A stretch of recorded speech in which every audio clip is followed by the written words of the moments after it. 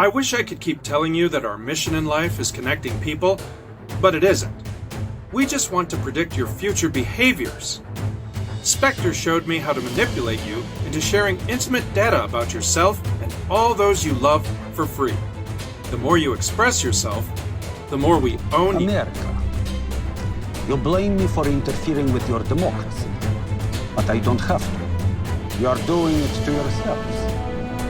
Polling stations are closing, you don't know who to trust, you are divided. There are strings we can pull, but we don't have to. You are pulling them for us. Democracy is a fragile thing, more fragile than you want to believe. If the election fails, there is no democracy. I don't have to do anything. You're doing it to yourselves. People are divided. Your voting districts are manipulated. Voting locations are closing, so millions can't vote. It's not hard for democracy to collapse.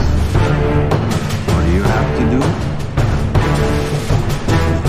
Donald Trump annonçant avoir éradiqué le sida, cette vidéo publiée au mois d'octobre est un faux, une opération de communication lancée par une ONG, Solidarité Sida, un faux très convaincant, un deepfake comme on appelle ça, où l'attitude, les gestes, la voix de Donald Trump sont confondants de vérité. Faut-il avoir peur des deepfakes? S'agit-il d'une nouvelle arme de désinformation massive? Peut-on facilement les détecter? On en parle avec nos invités. Yves Collard, bonjour. Vous êtes expert et formateur en éducation média à Média Animation et professeur à l'IEX. Charles Cuvelier, bonjour. Bonjour. Il est professeur à l'école polytechnique de Bruxelles et à l'université libre de Bruxelles. Pour tout d'abord, bien identifier de quoi on parle. Qu'est-ce qu'un deepfake? Un mot valise à la fois qui contient l'élément deep learning, apprentissage en profondeur et qui fait référence à l'intelligence artificielle, et puis fake, de faux. Donc quand on parle de deepfake, en fait généralement on parle plus souvent de pire.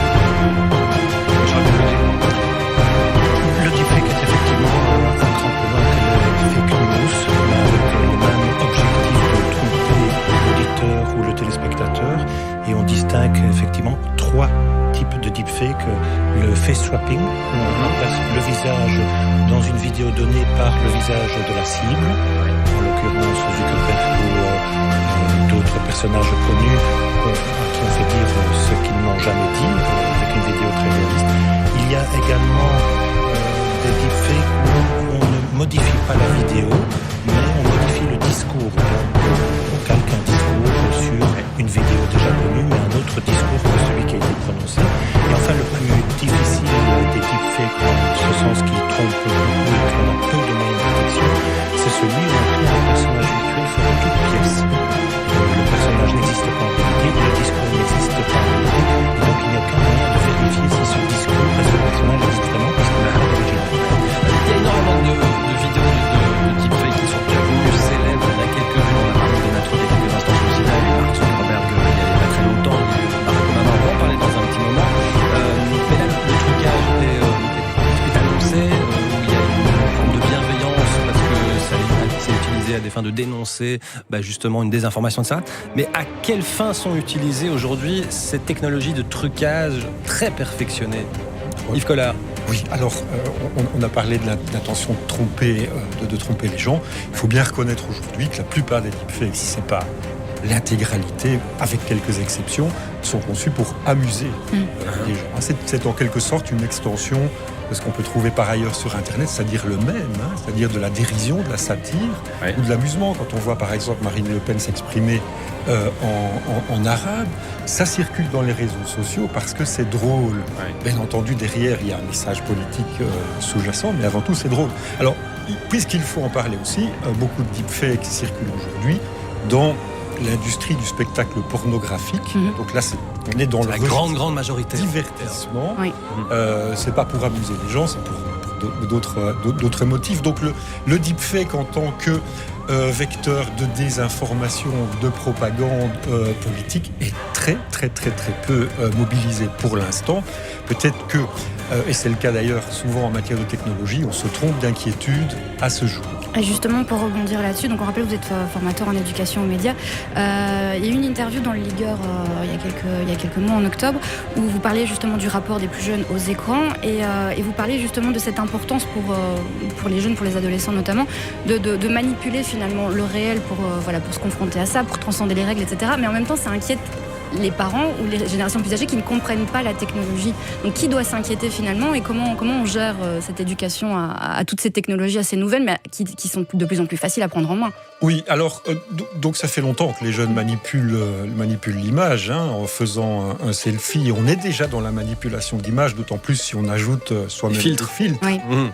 Donc c'est vrai que les deepfakes sont pas forcément évidents à repérer, mais à ce jour, ils sont pas encore parfaits. Et donc, dans une culture de l'image qui est la nôtre, on repère assez rapidement, encore aujourd'hui, qu'il s'agit de deepfakes. Alors, qui doit s'inquiéter à propos de ces deepfakes? Je dirais les journalistes, en fait. Alors, on considère souvent que les journalistes sont les derniers à faire de l'éducation aux médias, mais en l'occurrence, à propos des deepfakes, il y a quand même le garde-fou du journaliste qui va pouvoir montrer des images en disant écoutez, ça c'est une image à laquelle moi je ne fais pas confiance parce qu'il s'agit d'un deepfake. Donc paradoxalement, ce qui est présenté comme un danger pour la démocratie, peut au contraire restaurer l'image du journaliste et tuer en quelque sorte l'idée de vérité de l'image, ou en tout cas de réalité de l'image. Réalité, c'est différent. D'un point de vue philosophique, on pourra y revenir. La technique utilisée pour produire des deepfakes plus vrais que nature, c'est la technique GAN, qui est une technique d'intelligence artificielle qui consiste à faire concourir deux algorithmes d'intelligence artificielle. Le premier pour produire un faux, le deuxième pour détecter le faux. Et donc, ils se font compétition. Et à la fin, c'est toujours, en majorité, le premier qui gagne, ce qui donne un deepfake plus vrai que nature. Donc, on est confronté à un problème du jeu du chat et de la souris. Chaque fois qu'une méthode de détection est mise en place, l'intelligence artificielle l'intègre pour produire des algorithmes qui génèrent de meilleurs deepfakes. Mais il y a des progrès qui ont été faits. Les premiers deepfakes, on pouvait les détecter avec le clignement des yeux, qui n'était pas conforme au discours. Aujourd'hui, la technique utilisée, c'est de vérifier la cohérence du visage par rapport à son environnement 3D. On se rend compte qu'il y a des incohérences et c'est comme ça qu'on les détecte. Mais on les détecte presque plus à l'œil nu. Auparavant, des faux vidéos devaient être détectés par des opérateurs humains, mais ils ne sont plus capables de les détecter. C'est des machines qui doivent les détecter. Le progrès le plus prometteur, c'est la signature biométrique. C'est-à-dire, on se rend compte qu'on a chacun une manière particulière de s'exprimer dans un contexte donné, dans un discours politique, ou bien pour commander une pizza. Donc, c'est pas la même signature biométrique en fonction du contexte. Et cette signature biométrique pourrait aider à détecter des deepfakes, mais encore une fois, ce n'est pas vous et moi, en tant qu'utilisateurs des vidéos, qui pourrions le détecter. Il faudrait à nouveau faire confiance à des sites de fact-checking, aux journalistes. Je suis tout à fait d'accord avec mon collègue, des sites de fact-checking. Mais ça demande de la part du citoyen d'avoir le courage de vérifier par un biais ou par un autre que ce qu'il visionne est vrai. Et là, à nouveau, les réseaux sociaux ont un rôle à jouer pour nous aider, les réseaux sociaux ou les journalistes. Vous mettez le doigt sur quelque chose évidemment d'essentiel, c'est la gestion et la circulation de ces informations à travers les réseaux sociaux. On va y... Oui, il faut quand même être relatif par rapport à ça. Pourquoi s'interdire de diffuser une deepfake dans les réseaux sociaux pour peu qu'on indique qu'il s'agit de cela et qu'on fait ça pour s'amuser ou pour même pour dénoncer, dans certains cas, une tentative de manipulation ou de désinformation. Donc les réseaux sociaux peuvent avoir un rôle, au contraire, assez favorable dans cette perspective-là. Il faut bien se dire aussi que dans les réseaux sociaux, on peut très bien faire tourner des deepfakes en disant qu'elles n'en sont pas. Pour toute une série de raisons, se distinguer de la masse, faire partie d'un petit groupe de gens qui savent, ou tout simplement parce qu'elles correspondent à notre idéologie, à notre vérité. On va faire circuler par exemple le deepfake d'Obama qui dit que Trump est un abruti. On sait que c'est un deepfake, mais on pense que Trump est un abruti. Et donc on va faire circuler ce deepfake, je dirais, de toute bonne mauvaise foi, en quelque sorte. Donc au final, on rentre finalement dans une dimension presque philosophique. Tout est dans l'intention. Oui, pas tant dans le contenu. Tout est effectivement dans l'intention, et les intentions qui motivent la circulation d'informations, quelle qu'elle soit, sont extrêmement variées. Vous avez aussi des citoyens qui vont faire circuler des informations, sachant qu'elles sont fausses, mais en se disant on ne sait jamais. Ou je préfère, principe de précaution, faire circuler ça en me disant que c'est faux, mais bon, on ne pourra pas dire que j'ai oublié de prévenir. Donc vous avez des motivations tout à fait disparates, et donc on ne peut pas imputer à un citoyen le rôle de garde-fou et de prudence par rapport à toutes ces informations.